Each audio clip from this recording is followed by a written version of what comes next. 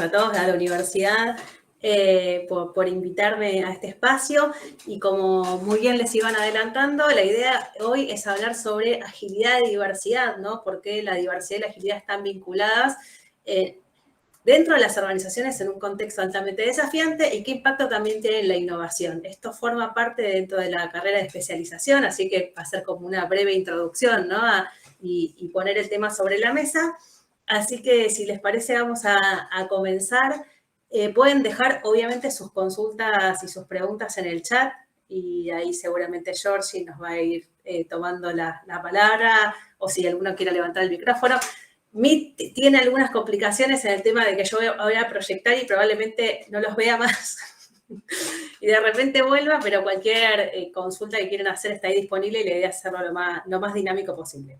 Así que si me escuchan bien y ya estamos en horario y por supuesto arrancamos. ¿Ahí se ve bien? Sí, no, perfecto. Perfecto, bueno, muchísimas gracias. Y como les adelantaba, les cuento un poquito mi área, ¿no?, de intervención tiene que ver con la psicología. Yo soy psicóloga, profesora de psicología. Hace más de 10 años que me dedico al desarrollo de equipos en diferentes organizaciones en Latinoamérica. Soy docente de diferentes universidades en temáticas de diversidad, de recursos humanos.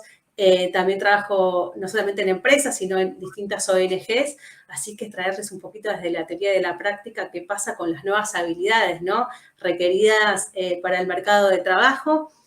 Y lo más desafiante que tiene, me parece, este nuevo contexto en relación a la gestión, ¿no?, y a la convivencia en la diversidad, hace referencia a poder hackear ciertos procesos que damos muy por sentados para poder fomentar la diversidad.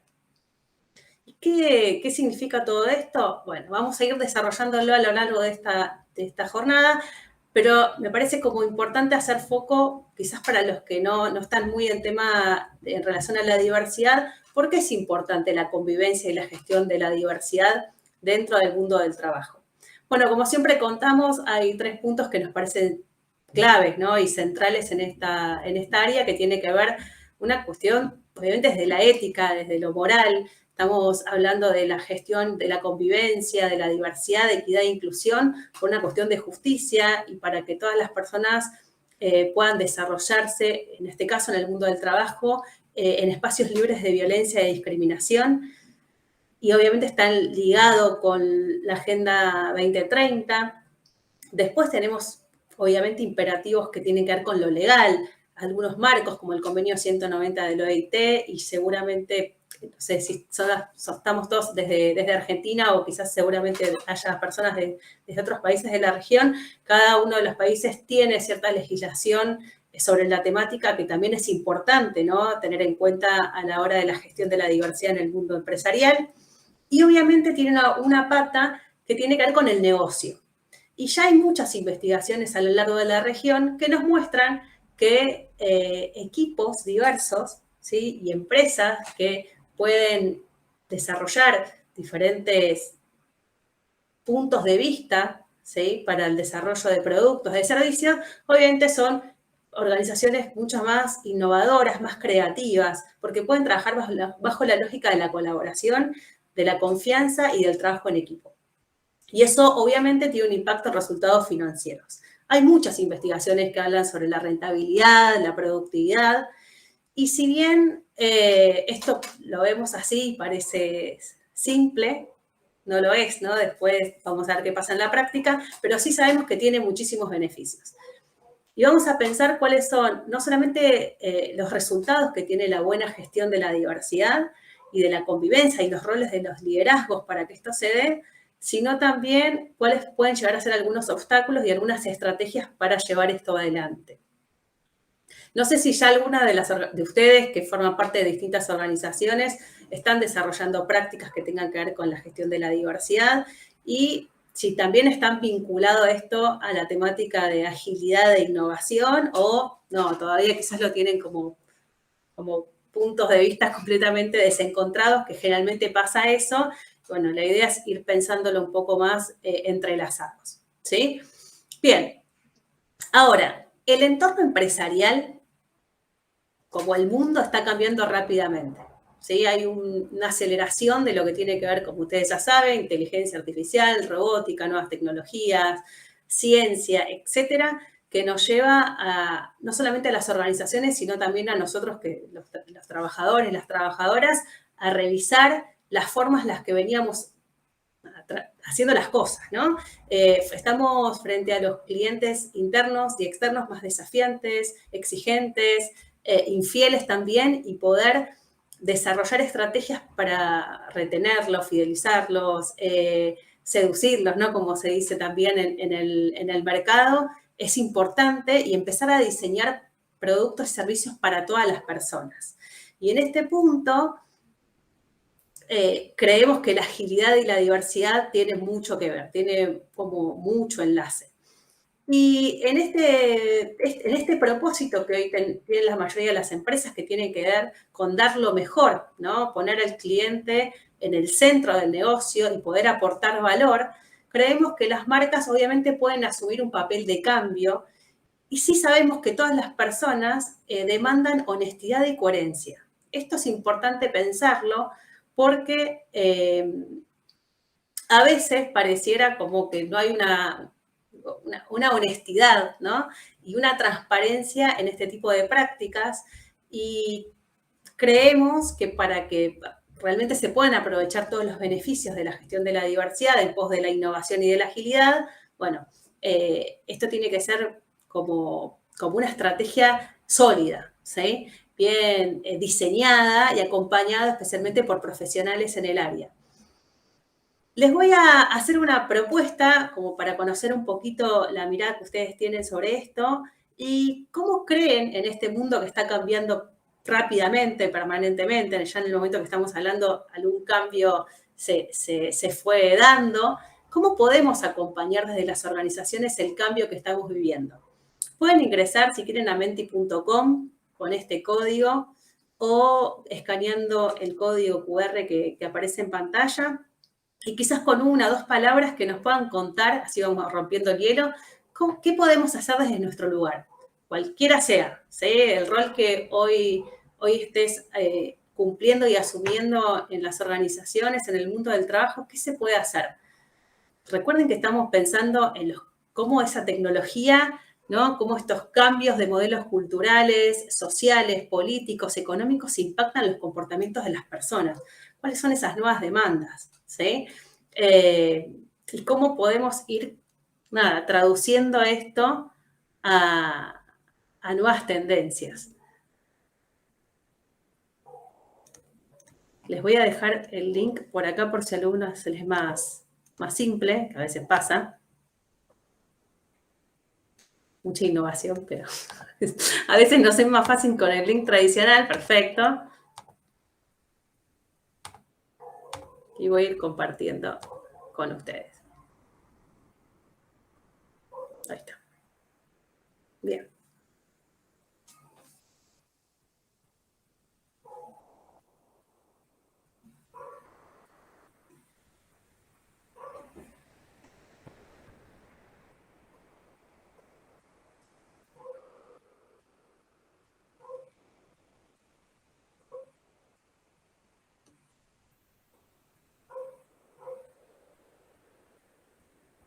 Bien, ya van apareciendo, ¿no?, estas palabras de la escucha, obviamente la sensibilización y la capacitación, que es importantísimo. Cambio en la mentalidad, agilidad, poder involucrarse, perfecto. No sé si alguna persona de las que esté acá les gustaría tomar el micrófono, escribir y contarnos por qué. Ahí estoy viendo algunas caras conocidas. Hola, Jimmy. Porque saqué la presentación y me aparecieron caras de rostro. Si a alguno de ustedes les gustaría decir, bueno, ¿por qué consideran que esto es importante? Pensando en este nuevo contexto. Estamos hablando de las personas, ¿no? Más allá de, ahora vamos a ver un poquito más allá de la tecnología. Estamos hablando de qué pasa con nosotros. Con nosotras, con nosotros. Perfecto. Ahí Lu, José, Carlos levantó la mano. Dale, perfecto, lo escuchamos. José. Sí, totalmente. Yo creo que tener en cuenta estas cosas es realmente, en el fondo, digamos, tiene varias ventajas, pero una de ellas es que es una ventaja competitiva, porque mientras más diverso sea el equipo, digamos, más posibilidades hay de encontrar ideas nuevas para mejorar. Perfecto, estoy de acuerdo con vos, ¿no? Digo, en un momento, en un mundo donde para hacer como utilizar como ventaja competitiva, estamos pensando en desarrollar nuevos productos, nuevos servicios, nuevas formas de trabajar, ¿no? En las cuales se requieren modelos mentales diferentes, ¿no? Perspectivas diferentes, experiencias distintas, para llegar de una forma ágil a soluciones innovadoras y poder ser competitivos en el negocio, en el mercado. Estoy totalmente de acuerdo con vos. Y seguramente con varias de las personas que están, ¿no?, escribiendo algunas de estas palabras que están muy alineadas, José, a lo que venías trayendo. La cuestión es, a veces, ¿no?, por lo menos desde nuestro rol de consultores y de capacitadores, y ahí ya me meto más desde la psicología aplicada al trabajo, es que si nosotros no podemos trabajar sobre ciertas formas de pensar y ciertos comportamientos que tenemos como recontra naturalizados, que muchas veces están sesgados, lo único que hacemos es replicar los mismos modelos, a veces utilizando como marcos de trabajo ágil, pero es un como sí, ¿no? Y nos estamos perdiendo, como decía José, el potencial de la creatividad y la innovación que está en ese equipo diverso. ¿Sí? Entonces me parece como que es interesante pensarlo desde ese lugar, decir, bueno, tenemos una fuente acá de riqueza tremenda, ¿no?, que puede impactar en todo lo que estamos buscando la mayoría, que es seguir siendo empleables, seguir siendo competitivos. Estamos en el mundo del negocio, estoy hablando, ¿no? Digo, seguir siendo, que nuestros clientes, colaboradores, colaboradoras, futuros clientes quieran acercarse a nuestra marca. Bueno, empezar a aprovechar ese talento que está. Sí sabemos también que las personas altamente talentosas prefieren trabajar en empresas y en organizaciones donde se valora la diversidad. Y hoy también con el avance de la tecnología, digo, hablamos de diversidad y si se da mucho también temáticas de diversidad cultural, ¿no? Estamos trabajando con el mundo. Y eso es una fuente de riqueza tremenda. Vuelvo a lo mismo, siempre y cuando lo podamos aprovechar y gestionar. Si no, es una fuente de tensión, ¿no? Y se termina haciendo más ruido que otra cosa. Entonces, creemos realmente que vamos por el buen camino si lo podemos aprovechar. En este punto, obviamente, en un contexto tan desafiante, tan cambiante, que seguramente ya lo vieron, ¿no?, en otros webinars, y lo vienen trabajando, este paso del BIC al BANI, etcétera, que no me voy a meter, pero es lo que vivimos, son necesarias formas diferentes de pensar y especialmente, no solamente de pensar, sino de comportarme. Estamos hablando de los comportamientos, de lo que es visible también, ¿no? Y que obviamente está ligado a cómo pensamos, y no solamente tiene que ver con la cuestión tecnológica, sino con la cuestión humana. Y son las organizaciones, obviamente, que sumen tecnología, agilidad y diversidad las que se dice, ¿no? En un contexto muy cambiante es muy difícil dejar algo como firmado, pero diría un poco la tendencia que son aquellas organizaciones que van a sobrevivir y ser más competitivas. Y vinculando la diversidad con la agilidad, podemos pensar esta articulación como dos caras de la misma moneda y pensar la agilidad para la diversidad en adoptar, por ejemplo, una filosofía ágil para realizar trabajos de la gestión de la diversidad, ¿no? Que ahí no quiero entrar, pero se puede trabajar perfectamente, cómo llevo adelante procesos de diseño y de gestión de la diversidad utilizando un marco de trabajo ágil. Pero yo me gustaría hacer foco hoy, porque el tema de diversidad la verdad es muy amplio y tenemos como que elegir algunos puntos, es cómo la diversidad sustenta la agilidad empresarial, ¿no? Y desde este lugar, la diversidad nos va a permitir siempre como generar organizaciones mucho más ágiles, pero también la diversidad es motor de la innovación, como veníamos pensando. ¿Por qué? Obviamente porque quiero traer la definición de innovación, o por lo menos una de las que yo elegí, que me parece que está alineado a esto que venimos conversando, que esa es una, porque a veces se confunden, decir, bueno, pero ¿de qué hablamos cuando hablamos de innovación? Es una perspectiva y proceso centrado en el ser humano, ¿no? Porque se nos linkea innovación con la robótica quizás solamente, pero en realidad tiene que ver con personas, que están atrás de esa innovación y que requiere de experimentar, de iterar, ¿no? Y especialmente de un grupo diverso, que aprende mientras falla. Y esto tiene que ver con la cultura del error, ¿no? De la gestión del error. Estamos en un contexto donde para poder diseñar de forma ágil, bueno, vamos a tener que equivocarnos. Y eso también tiene que estar alineado a la cultura organizacional, ¿no? Lo tenemos que pensar en la estructura de gestión, en qué, por ejemplo, quizás si lo llevamos también a diversidad, qué nivel de madurez tiene la organización en estos puntos, cuál es la cultura, y empezar a pensar sobre eso, ¿no?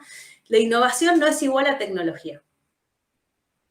Sí, las soluciones innovadoras pueden dar como resultado una nueva tecnología, pero la innovación no es igual a tecnología. La innovación, o lo que genera innovación, ¿sí? Está vinculado con la tecnología, pero está vinculado especialmente con los modelos mentales, con las formas de pensar, ¿sí? Nuevas formas, quizás, de comprensión del entorno y después poder actuar sobre sí mismo para no solamente desarrollar, como les decía, productos, servicios, sino nuevos procesos y nuevos modelos de negocio. ¿De cara a quién? A los clientes internos, ¿sí? Pero también a los clientes externos. Y nos pasa mucho, especialmente, ¿no? Cuando trabajamos en consultoría y en capacitación con empresas de tecnología, que son como que las que están más pegadas a estas temáticas, y empezamos a pensar, bueno, cuando diseñas productos y servicios, ¿en quién estás pensando? ¿Quién es esa persona que es usuaria de ese producto, de ese servicio? ¿Somos realmente inclusivos, ¿no? Inclusivas como organización también en el momento del diseño? Y para poder diseñar esos nuevos productos y servicios, ¿quién forma parte de esos equipos que están pensando? Digo, nuestros modelos mentales son esos anteojos por los cuales nosotros miramos el mundo, que obviamente son subjetivos, funcionan de forma automática, son inconscientes y se van constituyendo a lo largo de nuestra vida por diferentes experiencias, ¿no? Por nuestros estilos de vida, por lo que estudiamos, donde vivimos, ¿no? Un montón de valores culturales, y eso hace, obviamente, que al ser muchas veces rígidos, nos limite la forma que tenemos de pensar. Y a veces hay buenas intenciones, pero como estoy sesgada, mi mirada está sesgada, bueno, generalmente seguimos repitiendo lo mismo. Por eso les decía que quizás utilizamos marcos de trabajo ágiles o algunas metodologías ágiles, pero si no somos ágiles en la forma de pensar y en la forma de gestionar las conversaciones, y no somos inclusivos en ese punto, es una pérdida de recursos, ¿no? Es una pérdida de tiempo. Entonces, es como ir analizando esto. Estaba viendo un caso, no sé si lo han visto, pero del diseño de una valija, ¿no? Que permite la accesibilidad de personas ciegas por aeropuertos, por shoppings, etcétera, y que está diseñada no solamente por una empresa muy importante, sino también con el aporte de profesionales con discapacidad visual, ¿no? Y si uno empieza a revisar las organizaciones de las cuales formamos parte, empezar a mirar bien en los equipos y decir cuánta diversidad, cuánta inclusión realmente hay dentro de las organizaciones, cuántas miradas diferentes tenemos. Entonces, creemos que esto puede llegar a ser altamente competitivo. La relación entre diversidad e innovación en la empresa puede ser articulada y analizada en 3 cuestiones. Lo primero que me parece que es interesante pensar es si hay si está clara cuál es la contribución de cada una de las áreas al desempeño de la otra. No sé si quieren ir haciéndose ese ejercicio o dejarlo para más adelante esta semana, ¿no? Pero cuando se puedan quedarse un ratito para pensar en estos puntos con sus equipos de trabajo, en sus áreas de intervención, piensen, ¿no? ¿Cuál es la contribución de cada uno? ¿La tienen clara? ¿La organización la tiene clara? ¿Los equipos la tienen claros? ¿Está definido? ¿Está pensado? ¿Y cuál es la percepción que cada área tiene en relación mutua, entre ambas? A veces caminan como en en paralelo, ¿no? A veces se entiende que la gestión de la diversidad pasa por un carril que es único y que le pertenece solamente al área de recursos humanos, de responsabilidad social empresarial, de quizás convocamos a alguien externo, y en realidad esto debería estar como pensado en una lógica mucho más transversal y articulada con el área de innovación. Y la última pregunta, me parece que es importante, es ¿qué puede aprender cada una de la otra? ¿No? ¿Y cómo pueden ir aprendiendo? La diversidad, la equidad y la inclusión deberían ser paraguas de gestión. Entonces, si yo, desde el área que esté pensando en la gestión de la diversidad, como les decía, siempre teniendo en cuenta el nivel de desarrollo y el nivel de madurez que tenga la organización en estas temáticas, seguramente las organizaciones quizás más robustas, más grandes, multinacionales, tengan ciertas políticas internacionales que a veces llegan a nuestra región, que hay que ajustarlas, por supuesto, porque a veces tiene que ver con otros desafíos o con otras legislaciones, y es un lindo accionar poder hacer esa adaptación, ¿no? Y poder entender cuáles son los comportamientos que nosotros tenemos en nuestra región, y en particular en cada país, porque obviamente eso también impacta. Y otras, quizás empresas que son más chiquititas, más pymes, que están tratando de meterse con estas temáticas y dice, bueno, ¿por dónde comienzo? Siempre tiene que estar claro o decir, bueno, ¿por qué voy a gestionar la diversidad y el para qué? ¿No? Siempre desde esas preguntas está vinculado el diagnóstico, bueno, ¿dónde estoy y a dónde voy? ¿Sí? ¿Cuál es esa cultura organizacional que quiero crear para mi equipo, para mi empresa? ¿Cuál va a ser ese impacto, ¿no?, que quiero lograr hacia la sociedad también? Y estamos siempre hablando de que esta gestión de la diversidad tiene como el impacto a la inclusión, ¿no? Cómo viven las personas esa diversidad en las empresas y que las personas se sientan seguras y cómodas a la hora de poder desarrollar sus ideas, cualquiera de sus rasgos de su identidad, sin miedo a ser o sancionadas, o menospreciadas o discriminadas por algún rasgo de su identidad o por alguna de sus ideas que tengan. Entonces, requiere, como les decía, de diferentes puntos de análisis. Uno tiene que ver con los nuevos modelos de liderazgo. Tienen que ser otros a los que veníamos pensando de un modelo tradicional, donde se sancionan, que pertenecen a otra estructura, ¿no? A otro contexto social, económico y político, donde va pensando el liderazgo desde una lógica más de donde sanciona del error, etcétera, ¿no? En este nuevo modelo de liderazgo es un modelo de liderazgo más inclusivo, que escuchas, más empático, trabaja desde la lógica de la colaboración, tiene esto que se llama mindset de Day, ¿no? Una mentalidad de diversidad, equidad e inclusión, ¿no? Que sea transversal, que está, digo, van a ver que se te transpira esto, lo empezás a incorporar desde todos los ámbitos, y que desarrollen esta idea de la seguridad psicológica, crear un ambiente seguro para las personas, ¿sí?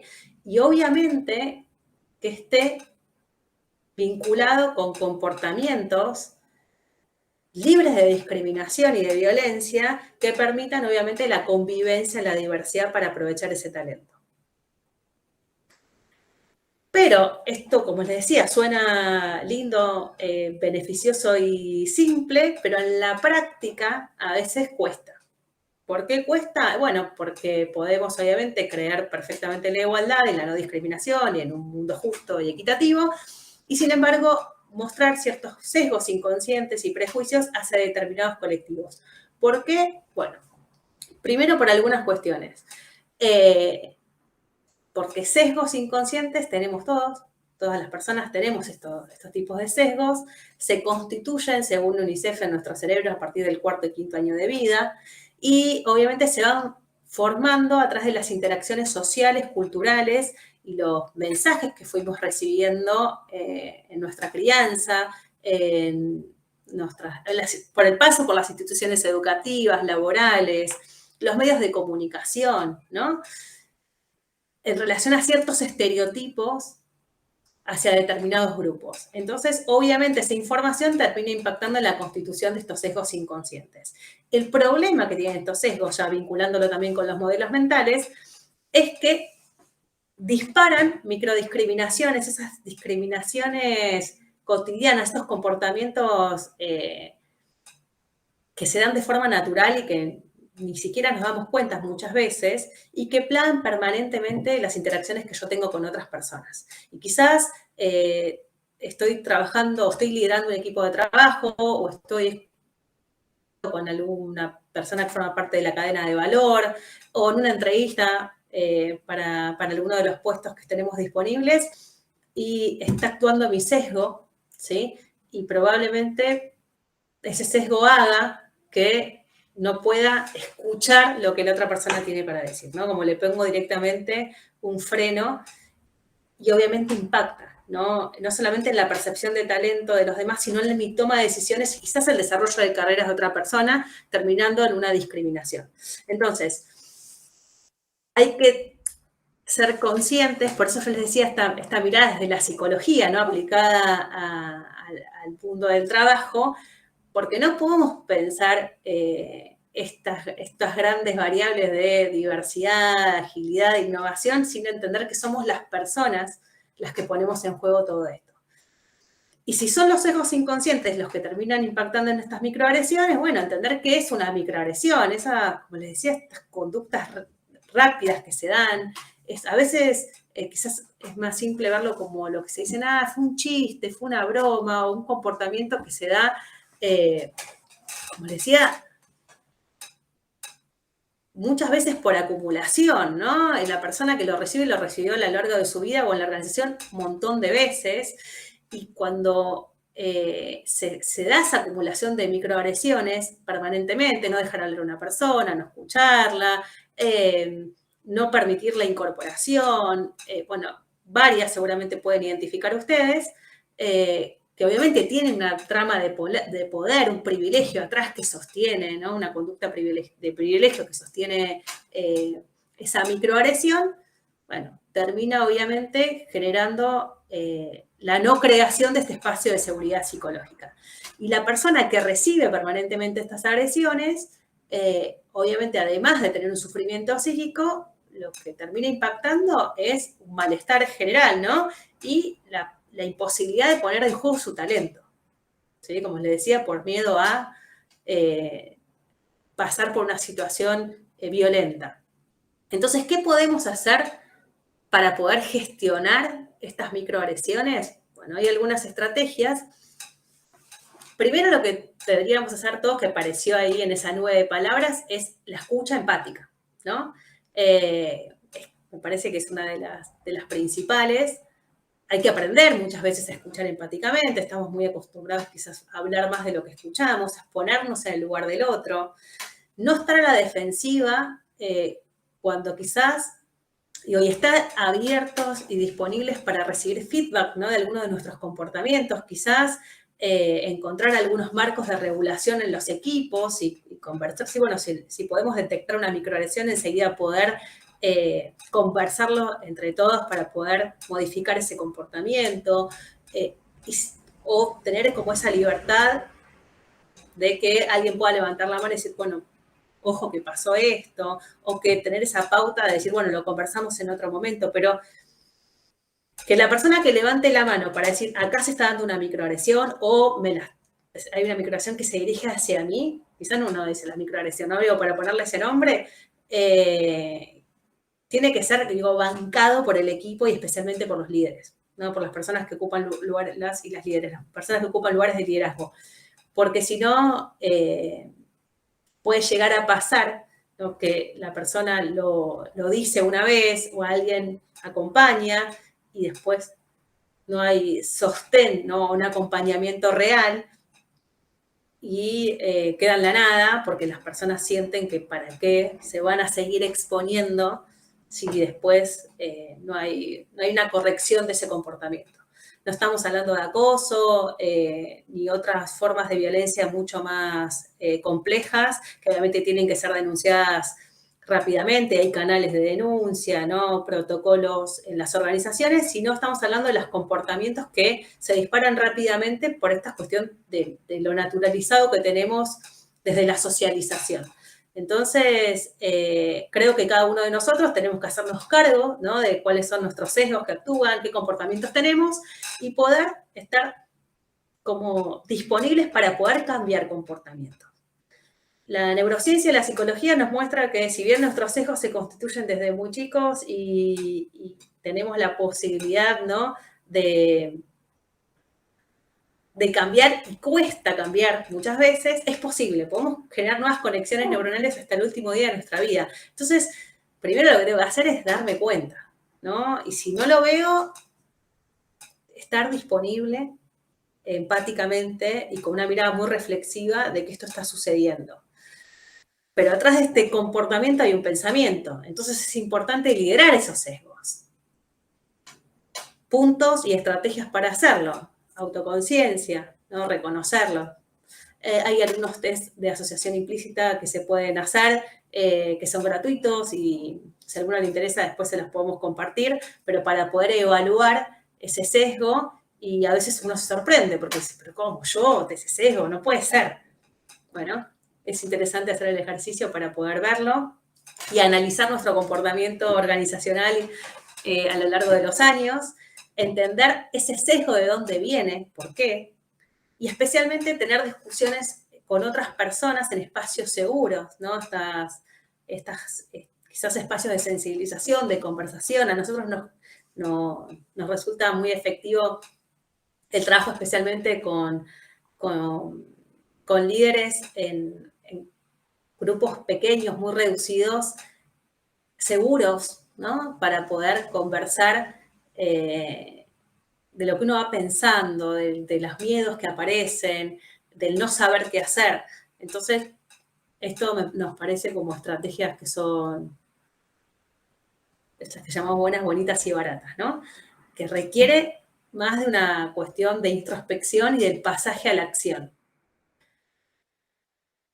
Algunas de las otras estrategias que podemos llegar a pensar también para la convivencia en la diversidad, bueno, por supuesto, reconocer los privilegios que cada uno de nosotros tiene para ponerlos al servicio de la inclusión. Como les decía, liderar nuestros sesgos, gestionar las microagresiones, preguntar a la otra persona qué necesita o cómo se hace y no pretender que uno lo sabe todo porque no es así. Y si no sabemos sobre la gestión de la diversidad o por dónde comenzar o cómo hacer, consultar. Hay muchísimas ONGs, consultoras, especialistas que pueden orientar un poco en esas posibles intervenciones. También ser primera escucha, ¿no? Cuando una persona atraviesa alguna situación de acoso o de discriminación, bueno, si yo soy la persona elegida para que me lo cuente, escuchar, ¿no? Escuchar activamente, escuchar empáticamente, sin juzgar a la otra persona, sin meter presión para que haga algo. Bueno, esto también, ¿no? Requiere muchas veces de entrenamiento, pero se puede hacer, como también esto de crear espacios de seguridad psicológica, tener comportamientos respetuosos. Entonces, volvemos a hablar de comportamiento. Y ser pacientes, ¿no? Ser pacientes, la tolerancia con otras personas, con nosotros mismos. Estos procesos de cambio muchas veces, tiene que ver con un cambio cultural, ¿no? Muchas veces generan resistencia, demoran. Las personas podemos muchas veces tener la mejor intención de modificar comportamientos y, bueno, requiere muchas veces para crear nuevos hábitos la repetición, pero creo que si hay como honestidad y buena voluntad, se puede hacer. Entonces, bueno, crearnos como, ¿no? Como ciertas pautas de convivencia entre los grupos para ver cuáles son esos márgenes de acción. También podemos participar de espacios de sensibilización y capacitación. Hoy las organizaciones lo están haciendo internamente, pero si no hay un montón de otros espacios abiertos. Informarse, formarse. Me parece que eso es sumamente importante, como también muchas veces participar de algunos grupos de interés que se dan dentro de las organizaciones y empezar como a tener una cuestión más activista, si querés, en algún punto, pero es de empezar a involucrarse con ciertos grupos, y no necesariamente yo me tengo que involucrar con un grupo, con alguna identidad del cual tiene que ver conmigo, sino que, bueno, acá estamos hablando de valores, no estamos hablando de respetar los derechos humanos y de generar estrategias para lograr esa equidad. Así que son como lindos espacios para poder participar e involucrarse, y obviamente lo que tiene que ver con esto les decía anteriormente, ¿no? Como el liderazgo inclusivo y la gestión de la diversidad, de la equidad e inclusión, me parece que tiene que estar como central. Como una mirada siempre transversal, no esperando, si bien obviamente una responsabilidad en la gestión de los diferentes roles, bueno, que depende también de cada uno de nosotros, nosotras qué podemos hacer, ¿no? Para empezar a cambiar ciertas pautas. La idea es un poco achicar brechas, ¿no? Con estas acciones, que las personas podamos tener las mismas oportunidades, que se nos brinden las oportunidades laborales y el desarrollo por nuestro talento, por nuestras capacidades, porque se nos brinden oportunidades, especialmente a los grupos menos favorecidos, para poder desarrollar sus carreras, para que puedan aportar estas ideas, estas miradas diferentes, que obviamente sea como apreciar todo eso en pos de la innovación. Lo que les proponemos para siempre, yo, por lo menos es mi lema, es ser sponsor del cambio, ¿no? Digo, que cada uno de nosotros pueda entender que tenemos un rol, podemos tener un rol activo en esa convivencia de la diversidad y ser agente de réplica, ¿no? Llevar estas conversaciones, llevar estos temas a las mesas de trabajo, a las conversaciones con amigos, con amigas, en la familia. Estos son temas que son sociales, que son humanos, ¿no? Que todos tenemos algo seguramente para poder compartir. Es sumamente gratificante y movilizante, ¿no? Y te da como esa esperanza siempre de que esto puede cambiar y achicar esas brechas cuando pasamos por diferentes organizaciones, en diferentes grupos, y las personas empiezan a contar sus miedos, ¿no? Sus preocupaciones, los obstáculos que atravesaron, las cosas, a veces los comportamientos que tuvieron sesgados sin darse cuenta, y aprender del error, ¿no? Digo, no solamente para diseñar, como les decía, un producto, sino para diseñar nuevas formas de comunicarnos, nuevas formas de vincularnos de una forma mucho más respetuosa, que me parece, y mucho más humana, ¿no? No sé si les dejo unos minutitos. Obviamente agradecerles, ¿no? Estamos ya llegando al final. No sé si quedó alguna pregunta, algo que quieran sumar.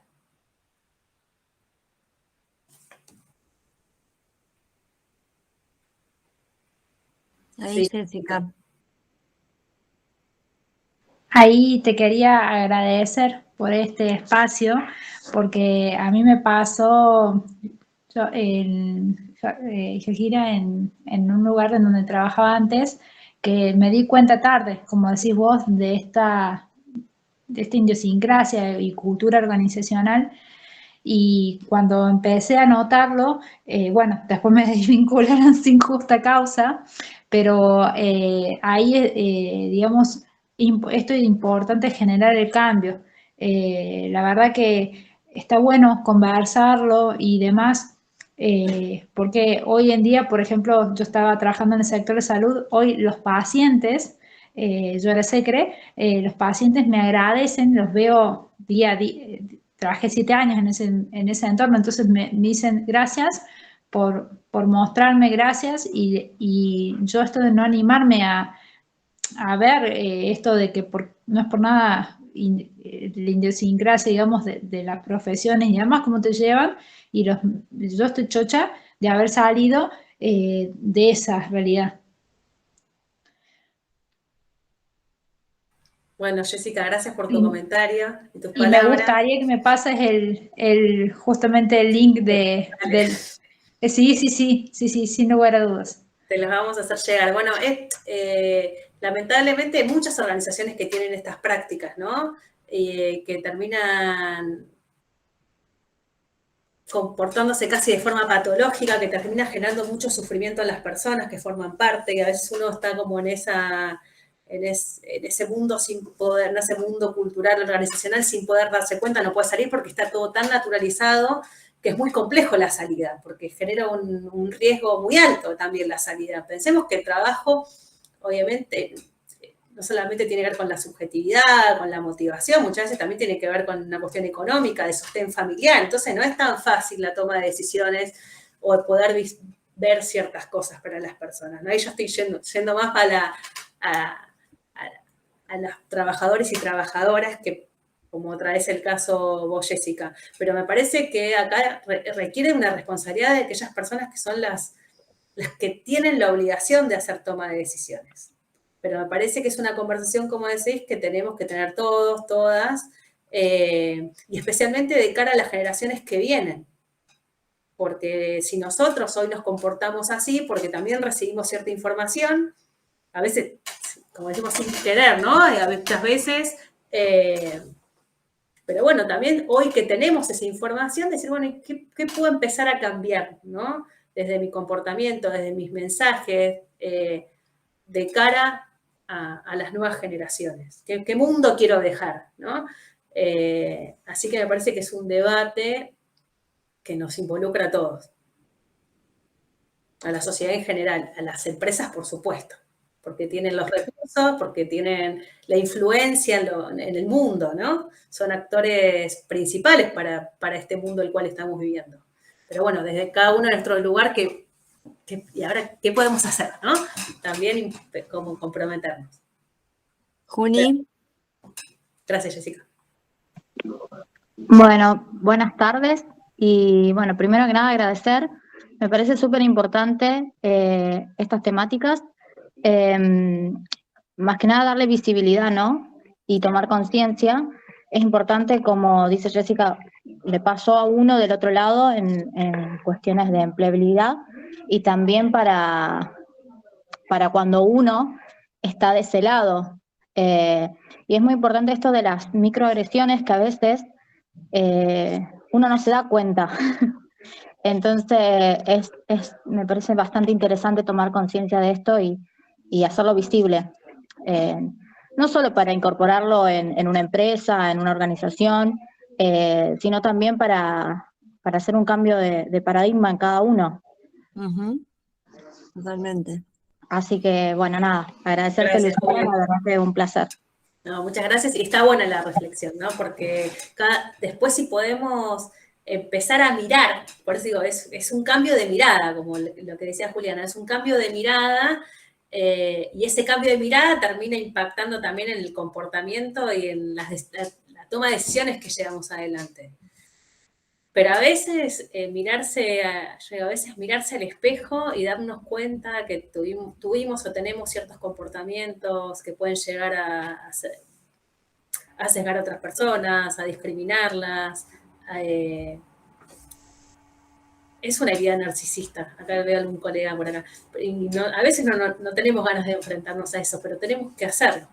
Por eso está vinculado a la cultura del error y a la temática de agilidad, digo, está como todo, ¿no? Porque ahí es darnos cuenta de que, bueno, nos equivocamos, y ahora qué podemos hacer para empezar a cambiar, ¿no? Y por eso digo, creo que generar espacios seguros, de mucha confianza, que este marco de agilidad lo requiere también, es donde uno puede levantar la mano y decir, no sé qué hacer con esto, ¿no? El tema de la gestión de la diversidad genera mucha resistencia, ahí parece miedo, las personas tienen miedo a meter la pata, en las gerencias nos convocan y dicen, no sé qué hacer, no sé cómo decir, no sé cómo hablar, ¿no? Bueno, forma parte de, hay que hacerlo, por eso digo que hay que tener paciencia con uno que está como, a veces la cabeza está buscando, y con otras personas, me parece que pasa por ahí. Buenísimo, Lu. Tenemos a Javier y a Silvia. Bueno, cerramos con ellos, Dale. así podemos dar la info cortita, de manera corta sobre la especialización. Perdón, Georgie, tenemos una previa que nos quedó de José Carlos Teruzzi, quien consulta, ¿cuál crees que es el impacto potencial que tiene en la carrera de un profesional certificar en agilidad? ¿Y qué diferencial puede aportar un profesional que tiene estas habilidades adquiridas? Bueno, ahí José, si querés, le dejo después la pregunta a Georgie, que va a hacer la presentación de la certificación, y lo vinculamos con eso, si me esperas unos minutitos. Dale, genial. Dale, muchas Buenísimo, gracias. Lu. Bueno, Silvia. Hola a todos, ¿cómo están? No, yo solo quería agregar a todo esto que me parece de alto impacto y de la nueva mirada que hay que tener en las organizaciones y que uno lo lucha día a día. Es más bien, lo que yo noto mucho es el lenguaje, ¿no? El uso, el acostumbrado, el lenguaje, muchas veces con violencia, ya culturalmente uno se ha criado con esos sesgos en la manera de tratarse el uno al otro, contestar mal, y a veces no es tan solo el lenguaje verbal, sino el lenguaje gestual, y que muchas veces marca más que lo que vos podés decir con las palabras, ¿no? Y ahí a veces produce esos momentos de quiebres que hay en las organizaciones y que la escucha a veces no lo capta, sino lo capta la mirada, lo capta la percepción, lo captamos desde otro vínculo que si vos no estás preparado no te podés dar cuenta de ello. Entonces eso también es muy... trabajar mucho la manera de decirnos las cosas, saber cómo nos decimos las cosas que nos decimos para tratarnos con afecto, con empatía, que no sea agresividad, violencia para reclamar algo, sino el agradecer, el pedir por favor, el saber acceder al corazón del otro o al que el otro te responda. A veces pedimos mal y también, por supuesto, se nos contesta mal, ¿no? Eso quería aportar, nada más, gracias. No, gracias a vos, Silvia. No lo nombré, pero lo que decís es clave. El tema de la gestión de la comunicación de cara para afuera, ¿no? Pero también internamente, las comunicaciones interarias, internas, de cara a los equipos, pero también la comunicación interpersonal. Porque ahí es donde es ese comportamiento que decís, que lo hemos visto y lo vemos en un montón de reuniones, donde está todo como todo preparado y montado, banderas, no sé qué, ¿no? De diversidad, y cuando uno puede escuchar las conversaciones que se dan, hay ciertos comportamientos, como decís, de lo no verbal, que traban una conversación, que generan un freno, ¿no? Que no permiten la escucha, por supuesto, totalmente, estoy de acuerdo. Coherencia entre lo que está, Exacto, como decía, esponsoreado, entre lo que uno exacto, lo vive en lo cotidiano. Gracias. Gracias a vos. Mi consulta es para empresas para empresas chicas, digamos, pequeñas, que quizás no tienen un área de diversidad o de género como grandes empresas. ¿Cómo rompes o cómo metes el tema, digamos, de género ahí? Porque, bueno, Okay. Tengo un conocido que tiene una empresa pequeña que son 40 empleados, no tiene... y bueno, y la idea era darle una mano a la comunidad trans, ¿no? Pero ¿cómo metes, digamos, gente y que bueno, que el resto del personal, digamos, no. ¿Cómo influís ahí? ¿Cómo podés hacer? Bueno, ahí... ¿Cómo abrís el tema, digamos, en una compañía pequeña, digamos? Perfecto. Recuerden esto que venimos hablando, ¿no? Digo, el tema de diversidad no solamente tiene que ver con género, sino que tiene que ver diversidad cultural, generacional, bueno, otro tipo de diversidades. Y como decís, quizás lo más importante, por lo menos para arrancar, es esto que yo te decía, ¿no? El por qué y el para qué. Entender cuáles son quizás los puntos, ¿no? O los ejes de diversidad que están linkeados, quizás para comenzar, para aquellas organizaciones que están recién dando sus primeros pasos, ¿no? Linkeados con los intereses de la región, ¿no? Y que en este caso es uno de los que vos nombrás, tiene que ver con nuestra región, y también con el negocio, y empezar quizás con espacios primero de sensibilización con las personas que toman decisión, ¿no? Empezando a meter el tema en la agenda, un espacio de escucha y de entender que esto tiene un impacto, como decía, social, ético, nos transforma en mejores personas, tiene un impacto en las mejores prácticas, en innovación, como llevando un poco estas conversaciones a la mesa para que después todos los procesos que se vayan dando acompañados tengan sentido y que después a veces lo que se genera es, no estoy apurado, tengo que incorporar, ¿no? A veces por legislación, otras diversidades al equipo, y sí, yo creo, ¿no? Por lo menos de mi experiencia, si no hay una etapa previa de trabajo de esto de cuestión cultural o en paralelo, puede generar mucha más resistencia porque a veces la persona señalada cuando entró por el CUP o entró para la foto, y eso también genera mucho desgaste para esa persona que en realidad le interesa porque tiene las competencias para el puesto, ¿no? Pero es señalada porque empieza a recibir esas microagresiones. Entonces, creo que son algunas de las estrategias. Siempre lo que les sugiero es consultar quizás con especialistas y analizar especialmente esa organización, dónde está parada, qué quiere, cómo es el modelo de cultura, y hacer algo que sea chiquitito, pero que esté alineado ahí, no tirado de los pelos, ¿no? Que la gente diga, pero esto no tiene que ver con nosotros.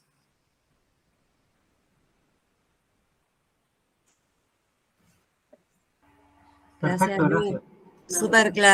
Súper claro. Me encantó. Bueno, sabes que me gusta esta temática y bueno, fíjense que no sé si han visto información sobre la especialización, pero Lu lleva adelante un seminario y va a estar ampliando sobre esta temática, ¿no? Porque como bien surgen un montón de preguntas, ¿no? O de reflexiones propias, o esto de contar mi caso, ¿no?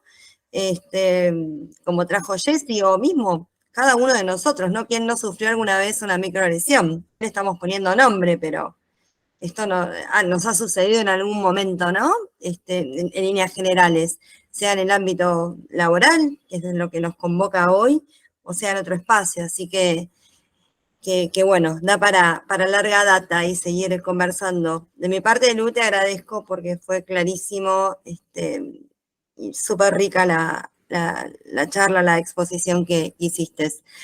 Dani, ¿querés que comparta un poquito sobre la especialización rápido en unos minutitos? Mientras Vos vos después le pasás la información a los... Exactamente, la presentación que realizó la especialista Lucía Prado y también la información referente a la especialización. De todas maneras, mientras explicás, yo voy a estar escribiendo en el chat la información de lo que refiere el texto que vas a leer. Bárbaro. Voy a ser concreta. Bueno, a ver, acerca de la especialización, como objetivos, tenemos 4 objetivos centrales: explorar los fundamentos del agilismo e identificar oportunidades para nuevas formas de ser y de hacer en las organizaciones. Conocer el impacto de la agilidad en los negocios centrados en la adaptabilidad al contexto con foco en la generación de valor de los clientes. Brindar un amplio conocimiento teórico práctico que les permita transferir a su tarea cotidiana generando un valor diferencial. Formar expertos que implementen metodologías ágiles en sus organizaciones. Y ahora vamos a ver para qué no esto de formar expertos. ¿Cómo es la cursada? La duración del posgrado, de la especialización, es de 1 año. Es en línea, a través del campus, o sea, es a distancia. Es asincrónico, pero sí le damos valor a generar encuentros sincrónicos opcionales, ¿sí? ¿Qué digo con esto? El docente promueve un encuentro y en función de eso, bueno, quien puede, ¿no? En términos de su propio compromiso o capaz otros compromisos no le permiten lograr acceder, ese encuentro queda grabado para poder ser visto por el alumno. El título oficial de posgrado está avalado por la CONIAU, ¿sí? Con validez nacional. Consta de 8 módulos mensuales y consecutivos. Y en esto hago una aclaración. Este posgrado empieza ahora en agosto, ¿no? Y tenemos el primer cuatrimestre con 4 módulos iniciales, y luego en abril del año próximo estarían terminando la cursada. Y tenemos un trabajo práctico final de integración, ¿sí? Con un taller donde se le darán las pautas para la realización del mismo. Módulos a cursar, y acá, si ustedes observan, hay como una mezcla, ¿no? Entre un marco, ¿no? Que tiene que ver con la introducción a la agilidad y cultura organizacional, como un paraguas, ¿no? Para poder abordar esta especialización, y luego van teniendo distintas materias, ¿no? Que algunas son más duras, más vinculadas al hacer, y algunas son más blandas, ¿no? Más vinculadas al ser, a las relaciones, y un poco esto que compartía Lucía durante la presentación. Tenemos marcos y procesos de trabajo ágiles, Kanban, Lean, Scrum. Después tenemos gestión de equipos ágiles, seminario de actualización, que es donde Lu va a estar abordando todo lo que tenga que ver con diversidad, innovación en este paraguas de agilidad. En el segundo cuatrimestre tenemos la tecnología como herramienta en la agilidad, ¿no? O sea, como específicamente es ver qué herramientas tecnológicas podemos utilizar para fomentar, ¿no? Contextos colaborativos, de acercamiento, ¿no? Donde todos podamos co-construir a través de estas herramientas. Prácticas ágiles, pensamiento de diseño o design thinking, prácticas ágiles, estructuras liberadoras, liderazgo y agilidad y mejora continua. Y acá cuando les hablaba, ¿no? Del trabajo final, la idea es, a partir de una problemática puntual, elaborar un proyecto que tenga que ver con la agilidad organizacional y evidenciar la integración de los aprendizajes y contenidos resultantes del proceso formativo de la especialización. Y se me viene a la mente acá, ¿no? La pregunta de Javier: ¿cómo hago en una pyme para trabajar la diversidad o la agilidad, ¿no? Por ejemplo, entonces es irme echando, ¿no? esta problemática o este abordaje que quiero realizar en alguna situación puntual, irme echándola con los conocimientos adquiridos en cada una de las materias. Bueno, con Andrea ya nos presentó Daniela, estamos en la dirección académica, y el equipo docente, bueno, tenemos a Lu, que habla con todo el tema del seminario, específicamente hablando de esta temática. Mariano va a trabajar todo lo que es herramientas digitales, tecnológicas. Darío Oceani, equipos de trabajo. Paula, introducción a la agilidad. Andrés Fiorino va a estar trabajando mejora continua. Andrés, Marcos, Kanban,